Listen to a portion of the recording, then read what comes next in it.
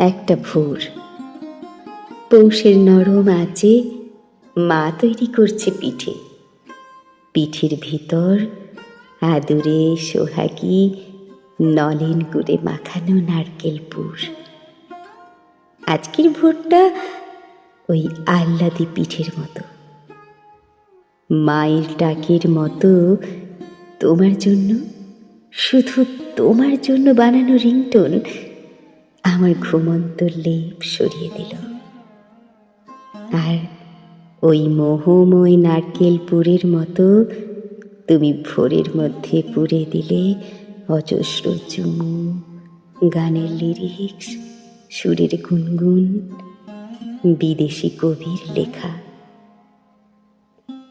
আমি আদুরে গলায় বায়না রাখলাম, অন্য কারো কবিতা নয়, তোমার কথা বলো। তোমার যত্নে ফোটানো লাল গোলাপের মতোই তুমি ফুটিয়ে তুললে তোমার সদ্য বানানো অনর্গল কবিতা। কি ভীষণ ভালো। তুমি বললে সমুদ্রের সামনে দাঁড়িয়ে আকাশের দিকে তাকিয়েছিলে।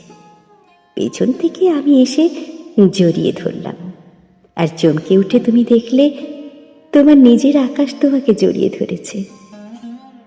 আহা, তুমি আমাকে আকাশ বললে, আর অমনি অমনি আমি রোদ্দুর হয়ে তোমার ঠোঁটে ঝাঁপিয়ে পড়লাম। বাতাসে ভর করে সে চুমুর গায়ে ডানা গজালো আর উঠতে থাকলো শ্যামবাজার থেকে গড়িয়ার দিকে। এমন ভোর অনেক জন্মের পর কখনো কখনো আসে।